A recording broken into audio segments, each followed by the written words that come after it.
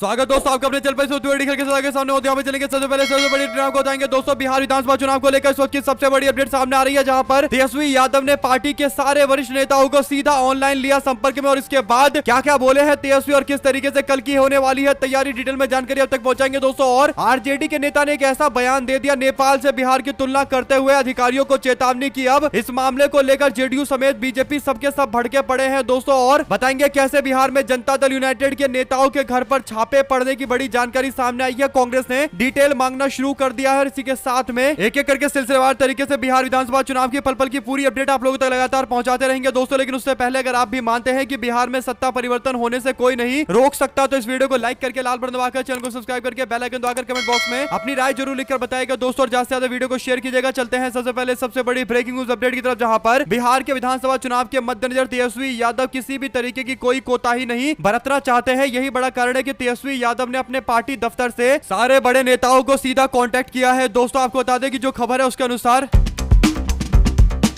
तेजस्वी यादव ने अचानक से देर रात सभी प्रत्याशियों और जिला संगठन के पदाधिकारियों के साथ वीडियो कॉन्फ्रेंसिंग के जरिए मतगणना के संबंधित दिशा निर्देश और काउंटिंग की तैयारी के संबंध में गहन विचार विमर्श किया। लोकतंत्र की जननी बिहार की न्याय प्रिय जनता तथा बिहार व संविधान के प्रेमी सभी सामाजिक राजनीतिक कार्यकर्ता उत्साह, उम्मीद व विश्वास के साथ सतर्क, सचेत, सावधान एवं किसी भी प्रकार के अनुचित असंवैधानिक कार्यों से निपटने के लिए पूर्ण रूप से सक्षम, जागरूक और तैयार है। बिहार और बिहारी लोकतंत्र व संविधान बचाने के लिए पूरी तरीके से प्रतिबद्ध है। तेजस्वी यादव ने साफ तौर पर बता दिया है कि उन्होंने एक एक प्रत्याशी, एक एक कार्यकर्ता, बड़े पदाधिकारी सबसे संपर्क साधकर उनको मतगणना यानी कल 38 जिलों के 46 मतगणना केंद्र पर पूरी तरीके से आंख कान खोलकर एकदम डटकर तैयार रहना है। जब तक अंतिम वोट ना गिना जाए तब तक लगातार सचेत रहना है, और इसी के साथ में जब तक जीत का प्रमाण पत्र हासिल ना कर लिया जाए तब तक लगातार काउंटिंग में हिस्सा बने रहना है। कुल मिलाकर दोस्तों कई सारी ऐसी सीटें होगी जहां पर काफी नजदीकी मुकाबला होगा, और जहां नजदीकी मुकाबला होता है वहां पर प्रशासन के लोगों की दखल और ज्यादा बढ़ जाती है। इन्हीं कारणों से पार्टी के कार्यकर्ताओं को और वरिष्ठ नेताओं को बताया गया है कि उन्हें पूरी तरीके से 100% सचेत रहना है, बिल्कुल भी डगमग नहीं होना है। अगर आप भी मानते हैं कि इसी तरीके से महागठबंधन को भी दिशा निर्देश अपने अपने पार्टी के लोगों को जारी करना चाहिए, अन्य पार्टी को भी, तो लिखकर जरूर बताएगा। चलते हैं एक और बिग न्यूज अपडेट की तरफ दोस्तों, जहां पर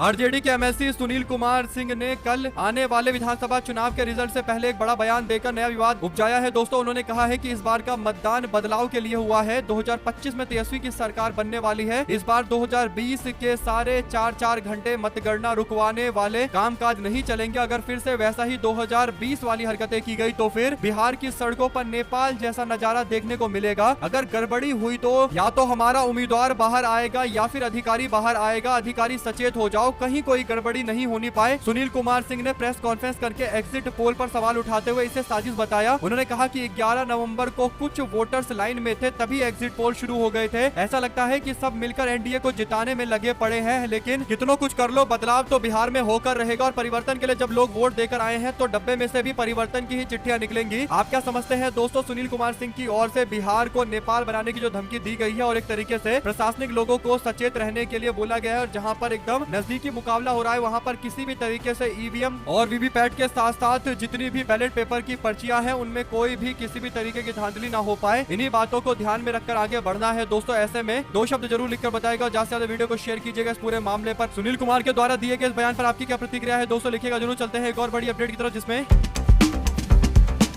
इमरान प्रतापगढ़ी ने एक बड़ा बयान दिया दोस्तों। वो कहते हैं कि प्रचार बंद होने के बाद एनडीए गठबंधन को एग्जिट पोल में एक तरफा जीतता हुआ बताया जा रहा था, लेकिन जैसे ही समय बीता एक दिन के बाद बताया गया कि महागठबंधन और एनडीए गठबंधन में कांटे की टक्कर चल रही है। कल देश देखेगा कि ये कांटे की टक्कर नहीं बल्कि महागठबंधन के पक्ष में पूरा परिवर्तन था, और तमाम एग्जिट पोल से अलग एक जनादेश जनता देगी जो बदलाव का जनादेश होगा। ये तमाम एग्जिट पोल विपक्ष पर और मतगणना में लगे अधिकारियों पर मनोवैज्ञानिक दबाव बनाने के लिए किए जाते हैं। महागठबंधन के साथियों, मतगणना स्थल पर डटे रहिए, वोट चोर से पहले अपने वोटों की हिफाजत करिए, ये लोकतंत्र और जनादेश को लूटने ना पाए। इमरान प्रतापगढ़ी की ओर से दिए गए इस बयान पर आपकी क्या प्रतिक्रिया है दोस्तों, लिखकर जरूर बताएगा, और ज्यादा से ज्यादा वीडियो को शेयर कीजिएगा अगर आप भी मानते हैं कि बात एकदम सही है। इमरान प्रतापगढ़ी सही बोल रहे हैं कि हमें अपने वोटों की हिफाजत करनी चाहिए, क्योंकि एग्जिट पोल एक साइकोलॉजिकल दबाव बनाने के लिए और एक साइकोलॉजिकली लोगों को मानसिक रूप से कमजोर करने के लिए है, ताकि सबको लगे कि एनडीए गठबंधन तो जीत ही रहा है और अधिकारियों को भी लगे जब कुछ वोटों का इधर उधर हो तो एनडीए गठबंधन को इसको फायदा मिल जाए। 2 शब्द जरूर लिखकर बताइएगा दोस्तों इस पूरे मामले पर और ज्यादा से ज्यादा वीडियो को शेयर कीजिएगा। चलते हैं एक और बिग न्यूज अपडेट की तरफ, जहां पर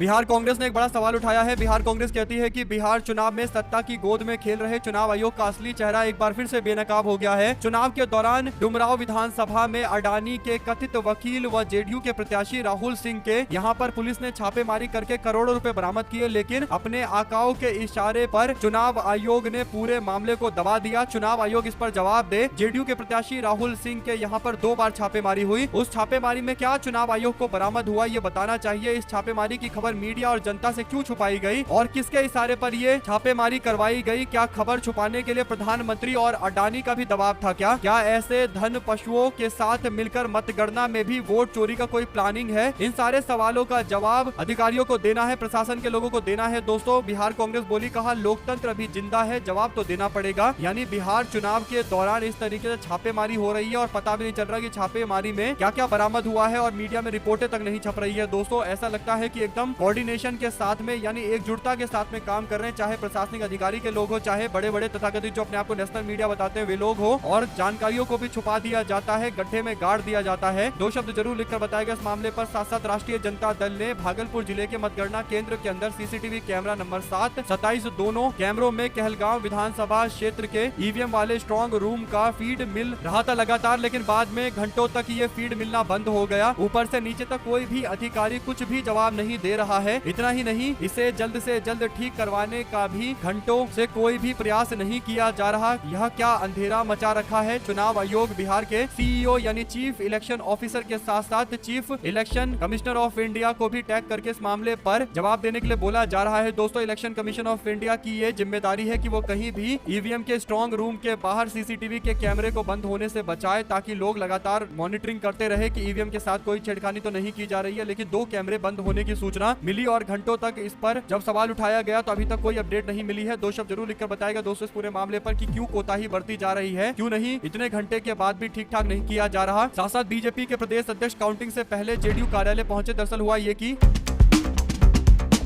बिहार के विधानसभा चुनाव से ठीक पहले मतगणना से ठीक पहले सियासी सरगर्मियां तेज हो गई है। दोस्तों बीजेपी के प्रदेश अध्यक्ष दिलीप जायसवाल आज अचानक जेडीयू के प्रदेश कार्यालय पहुंच गए, जहां पर उन्होंने जेडीयू के एमएलसी संजय गांधी से मुलाकात की और दोनों नेताओं ने बीच में राजनीतिक हालातों और मतगणना से जुड़ी तैयारियों को लेकर चर्चा की। दोस्तों बाहर निकलते वक्त जायसवाल ने संजय गांधी को शुभकामनाएं दी। इस बीच आरजेडी के नेताओं के धमकी वाले बयान को लेकर बीजेपी के नेता ने कड़ी आपत्ति जताते हुए कहा कि हम इस तरीके के बयान का पुरजोर तरीके से विरोध करते हैं। प्रशासन के लोगों को ऐसी धमकियां नहीं दी जानी चाहिए कि बिहार में अगर चुनाव के नतीजे उनके अनुरूप नहीं हुए तो नेपाल बना दिया जाएगा। हालांकि दोस्तों भारतीय जनता पार्टी के नेताओं को बताना चाहिए कि आखिर वे लोग चुनाव के किसी भी काम पर क्यों सवाल नहीं खड़ा करते। अगर स्ट्रॉन्ग रूम के अंदर कैमरा बंद हो गया तो भाजपा वालों की कभी शिकायत आपने सुनी है? दोस्तों क्यों बीजेपी वालों को लगता है कि सीसीटीवी का कैमरा बंद हो गया तब भी कोई दिक्कत नहीं होगी? सवाल यही उठता है। दोस्तों विपक्ष लगातार सचेत है और तमाम तरीके की खामियों को उजागर किया जा रहा है, लेकिन भाजपा वाले शांति से बैठे हुए हैं। इनको लग रहा है कि कुछ नहीं होने वाला। अगर आप भी मानते हैं कि ये कहीं ना कहीं कोशिश कर रहे हैं कि विपक्ष के लोगों को डराया धमकाया जा सके और विपक्ष के लोग कोई भी सवाल ना खड़ा कर सके, अगर आप भी मानते हैं दोस्तों कि सबकी जिम्मेदारी होती है कि चुनाव की प्रक्रिया को और ज्यादा निष्पक्ष बनाया जाए, लेकिन बीजेपी वालों को क्यों कोई दिक्कत नहीं हो रही? 2 शब्द जरूर लिखकर बताइएगा। हमारे साथ लगातार जुड़े रहने के लिए आप सभी दोस्तों भाइयों बहनों मित्रों का बहुत बहुत धन्यवाद। आप लोग देख रहे थे आपका अपना चैनल जय हिंद जय भारत। ज्यादा से ज्यादा वीडियो को शेयर कीजिएगा दोस्तों। बहुत बहुत धन्यवाद सभी दोस्तों भाइयों बहनों मित्रों का। जय हिंद जय भारत।